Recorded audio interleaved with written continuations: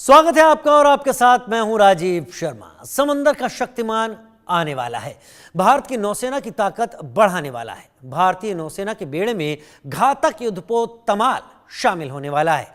ये रूस में बनकर तैयार हुआ है और इसका निर्माण रूस के यांतर शिपयार्ड में किया गया है। जून 2025 तक ये भारत आ जाएगा और तमाल के भारतीय नौसेना के बेड़े में शामिल होने से हिंद प्रशांत क्षेत्र में भारतीय नौसेना की मारक क्षमता और रणनीतिक पहुंच को बड़ी बढ़त मिलेगी। साथ ही समुद्र में चीन पाकिस्तान की हर साजिश को तमाल नाकाम भी करेगा। लेकिन इसकी खासियतें क्या हैं और इसे समंदर का शक्तिमान क्यों कहा जा रहा है, आज इस सवाल का जवाब जानेंगे। कई खास मेहमान हमारे साथ जुड़ेंगे, लेकिन पहले ये रिपोर्ट।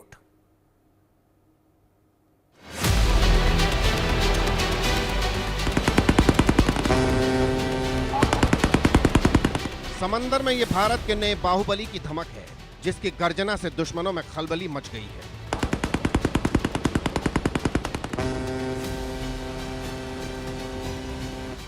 हिंदुस्तान के घातक युद्धपोत की दस्तक ने चीन पाकिस्तान की नींद उड़ा दी है। समंदर में भारत के इस योद्धा की ताकत देख शहबाज जिनपिंग कांप उठे। समंदर के नए सिकंदर को आग उगलता देख सिहर उठे। युद्धपोत तैयार है। इस खतरनाक युद्धपोत का नाम है तमाल। धारदार तलवार के आकार के युद्धपोत तमाल को सटीक हमलों और उच्च गतिशीलता के लिए डिजाइन किया गया है। यह 55 किलोमीटर प्रति घंटे की रफ्तार से समुद्र में आगे बढ़ सकता है। एक मिशन में यह 3000 किलोमीटर तक ऑपरेशन को अंजाम दे सकता है। इसे ब्रह्मोस मिसाइल से लैस किया जा सकता है, यानी यह युद्धपोत सुपरसोनिक मिसाइल दाग सकता है। पानी के अंदर पनडुब्बी जैसे खतरे से निपटने के लिए ये एडवांस एंटी सबमरीन और टॉर्पीडो से लैस है। इस पर मल्टी रोल हेलीकॉप्टर की तैनाती की जा सकती है, जो इसे निगरानी और लड़ाकू मिशनों के लिए खास बनाता है। इसके साथ ही ये दुश्मन के रडार से खुद को बचाने में भी सक्षम है। इस घातक युद्धपोत को रूस में तैयार किया गया है, जो भारतीय नौसेना के लिए मील का पत्थर साबित होगा। तमाल जंगी जहाज 2016 में 4 तलवार श्रेणी के स्टील्थ फ्रिगेट्स के निर्माण समझौते का हिस्सा है, जिसमें 2 रूस में और 2 भारत में बनाए जाने हैं। इसी समझौते के तहत अब दूसरी जंगी भी बनकर तैयार हो चुका है, जिसके इसी साल जून तक भारतीय नौसेना का हिस्सा बनने की उम्मीद है। बताया जा रहा है कि अब रूस में दूसरे जंगी जहाज तमाल का भी परीक्षण चल रहा है। खास तौर पर इसके लिए 200 भारतीय नौसेना के कर्मचारी सेंट पीटर्सबर्ग पहुंच गए हैं। यह परीक्षण करीब 6 सप्ताह तक चलने वाला है। ये परीक्षण पूरा हो गया तो जल्द ही तमाल भारत आएगा। इस युद्धपोत के आने से भारतीय नौसेना समंदर में अपनी रणनीतिक स्थिति को मजबूत करेगी। तमाल के भारतीय नौसेना के बेड़े में शामिल होने के बाद भारत की समुद्री ताकत कई हद तक बढ़ जाएगी। इसके आने से भारत की समुद्री ताकत के आगे पाकिस्तान की नौसेना नहीं टिक पाएगी। चीन की नौसेना पीछे हटने पर मजबूर हो जाएगी। भारत की बढ़ती समुद्री ताकत न केवल राष्ट्रीय सुरक्षा को मजबूत करेगी, बल्कि क्षेत्रीय शांति और स्थिरता सुनिश्चित करने में भी अहम भूमिका निभाएगी। क्योंकि चीन हिंद महासागर में अपनी नौसैनिक गतिविधियों को बढ़ा रहा है, लेकिन इस घातक युद्धपोत के आने से उसके होश उड़ गए हैं। भारत की बढ़ती समुद्री ताकत को देखकर दुश्मन दहशत में है। Bureau report, India news.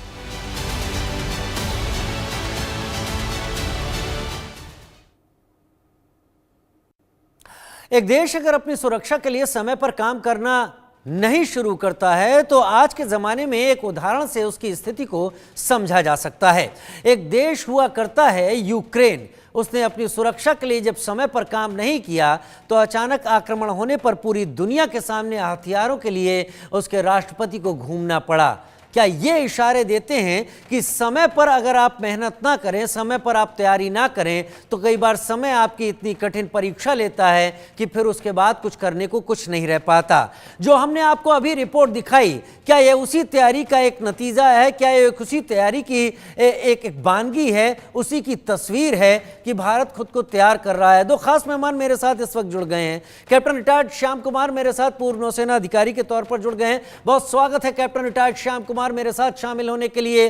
और कर्नल संजीत सिरोही, आपको लगातार मेरे साथ कई डिस्कशन में दिखाई पड़ते रहे हैं। अपनी बातों से आपको डिफेंस सेक्टर को लेकर क्या सही है, क्या होना चाहिए, क्या हो रहा है, कर्नल संजीत सिरोही बताते रहे। सबसे पहले कैप्टन श्याम कुमार, हमने तमाल को लेकर रिपोर्ट दिखाई। मैं इस डिस्कशन पे आने से पहले जितना अपनी कैपेसिटी में पढ़ने की कोशिश कर रहा था वो मुझे समझाने से ज़्यादा कंफ्यूज कर रही थी, तो मेरे दर्शकों को भी कर रही होंगी, क्योंकि ये सब मामला डिफेंस से जुड़ा है जहां हम किसी पिक्चर की बात नहीं कर रहे हैं, हकीकत की बात कर रहे हैं। समझाइए मेरे दर्शकों को कि तलवार क्लास फ्रिगेट तमाल आखिर है क्या, और तमाल के आने से 7,500 किलोमीटर लंबी भारतीय समुद्री सीमा पर कितना बड़ा चेंज आप देखते हैं। श्याम कुमार जी। धन्यवाद राजीव जी। देखिए, हकीकत तो ये है कि तमाल एक कमाल का शिप है, और तुशील जो शिप पिछले साल कमीशन हुआ, इसकी जो इतिहास है इसका, इसमें देखिए तो पहले तलवार क्लास के 3 फ्रिगेट हमने बनाए, जो क्रावेक 3 जो उनके शिप्स हैं रशिया के, उसके क्लास के फ्रिगेट्स हैं। 3 हमने तलवार क्लास के लिए थे, उसके बाद हमने 3 और लिए, तबर, त्रिशूल, तलवार के बाद हमने 3 और शिप्स लिए टी क्लास के, और उसके बाद ये 4 शिप्स जो $2.5 बिलियन पे हमने उनके साथ समझौता किया था। ये थोड़ी पुरानी घटना हो गई है, क्योंकि यूक्रेन का जो युद्ध हुआ और इस शिप में जो इंजन लगने वाले थे वो यूक्रेन से आने वाले थे, तो इस कारण से थोड़ी दिक्कतें आई, और उससे हमने बड़ी डिप्लोमेसी के साथ निपटा लिया, और हमने 2 शिप सुशील और ये तमाल अब जो सेंट पीटर्सबर्ग में कमीशन होके और हमारे पास जून तक आ जाएगा। और इसके बाद टेक्नोलॉजी ट्रांसफर के साथ हमने 2 और शिप्स गोवा शिपयार्ड लिमिटेड में बनाना है सिमिलर टाइप के, तो 4 और आ जाएंगे। तो पहले 6 और ये 4 10 ऐसे ये शिप हैं जो हमारे नेवी में स्टैंड अलोन फ्रिगेट की कैपेबिलिटी के साथ ब्लू वाटर नेवी में हमारा इजाफा करने वाले हैं। अब देखिए, इसकी काबिलियत यह है कि ये स्टैंड अलोन फ्रिगेट है, और इसमें कैपेबिलिटी ऐसी है कि स्टेल्थ है, बहुत मुश्किल से इसको हम पकड़ सकते हैं रडार पे, क्रॉस सेक्शन बहुत कम है इसका, शानदार डिजाइन है इसकी, काफी कॉम्पैक्ट वेपनरी, और जो वेपन ये इलेक्ट्रॉनिक स्विच जो इसके लगे हुए हैं, तो अंडर वाटर एंटी सबमरीन के लिए भी टॉर्पीडोज, ट्रिपल टॉर्पीडो इसमें लगे हुए हैं, और जो इंडिजिनस हैं, और उसके साथ देखिए हमारे जो गन्स इसमें लगे हुए हैं, इसके साथ ब्रह्मोस मिसाइल्स और शीतल जो वर्टिकली लॉन्च मिसाइल्स हैं वो भी इसमें हमारी कैपेबिलिटी का प्रावधान इसमें रखा गया है। और देखिए, अच्छी बात है कि 26% से ज्यादा इंडिजिनस इक्विपमेंट इसमें लगाए गए, ताकि हम अब आगे इसको खुद भी अपनी हिसाब से चेंजेस ला सकें।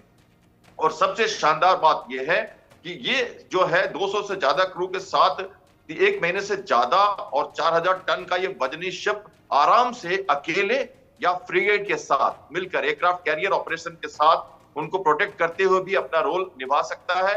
पेट्रोलिंग, एंटी पेरेड्स ऑपरेशन हो, या हमारी मलक्का स्टेट की विजिलेंस हो, या हमारे जो चोक पॉइंट्स है वहां पर निगरानी रखनी हो, सी लेन्स ऑफ कम्युनिकेशन की सुरक्षा करनी हो, या हमारे ह्यूमैनिटेरियन जो डिजास्टर रिलीफ ऑपरेशंस है, पीस कीपिंग मिशंस में भी, और हमारी डिप्लोमेसी में भी जो इंस्ट्रूमेंट्स है, नेवी जो इंस्ट्रूमेंट ऑफ डिप्लोमेसी है, उसमें भी ये अपना कैपेबिलिटी दिखाई है। देखिए, सुशील 8 से ज्यादा कंट्रीज को घूमते हुए अपनी फ्लैग शोइंग और स्ट्रेंथ को दिखाते हुए आया है। तो जहां भी हम जाते हैं तो भारत का झंडा लहराते हैं, और हम अपनी पकड़ और अपना जो मिलिट्री की पावर है वो भी प्रोजेक्ट करते हैं। तो इस तरह से एक्चुअली नेवल शिप्स बहुत सारे साइलेंट ऑपरेशंस करते रहते हैं, जो हकीकत में हम आपकी मीडिया के थ्रू लोगों को लगातार बता रहे हैं। और ये जब लास्ट पॉइंट जो मैं इसके साथ जोड़ना चाहूंगा कि ये जो लास्ट शिप है, ये लास्ट शिप है जो हम भारत के बाहर से निर्माण कर रहे हैं। रशिया से लगातार हमारी एक डिप्लोमेटिक स्ट्रेटेजिक पार्टनरशिप थी, जिसमें हमने कई सारे शिप्स खरीदे, और अब ये लास्ट शिप है।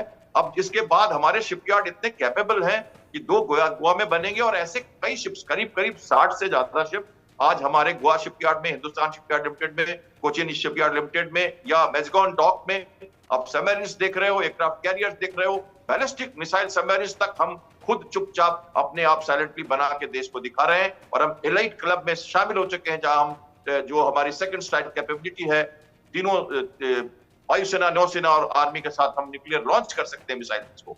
बात एक और मैं बता दूं, सुपरसोनिक मिसाइल्स के साथ लैस है ये, एंटी शिप मिसाइल्स इसमें है, लैंड अटैक कैपेबिलिटी है, तो लैंड पे भी अटैक कर सकती है शिप्स, और कई सारे इसमें प्रावधान है जहां डीआरडीओ के इक्विपमेंट, हमारे जो भारत इलेक्ट्रॉनिक्स लिमिटेड, हमारे बेल हैं, हमारे जो दूसरे एविएशन के एलिमेंट्स हैं इसमें, जैसे इसमें एलएच हेलीकॉप्टर या MH-60 रोमियो जो अमेरिकन हेलीकॉप्टर है, और सीकिंग हेलीकॉप्टर है, ये सभी इससे ऑपरेट कर सकते हैं। और मजेदार बात है कि मैंने पहले शिप का जो तलवार, त्रिशूल और तब ये तीनों का मैंने फ्लीट इंटीग्रेशन किया हुआ है as a workup team member. तो मैं बहुत क्लोजली हर कंपार्टमेंट को देख रहा हूं और इनकी कैपेबिलिटी को बहुत अच्छी तरह से समझ रहा हूं। और मैं जानता हूं कि ब्लू वाटर कैपेबिलिटी में, डिस्टेंट ऑपरेशंस में और हमारी ग्लोबल साउथ में, इंडियन ओशन रीजन में स्टेबिलिटी के लिए, रीजनल सिक्योरिटी के लिए ये एक बड़ा इजाफा है। और मैं बहुत बधाई देना चाहता हूं नौसेना को और भारतीय जो हमारी जो पॉलिटिकल विल है, जो इतने परेशानी के बाद भी इसको हम फाइनली अपने डेस्टिनेशन तक लाने जा रहे हैं। हमारे क्रू वहां मौजूद हैं और अब सी ट्रायल्स, हार्बर ट्रायल्स और सी ट्रायल शुरू हो चुका है, होगा और कुछ ही दिनों में हम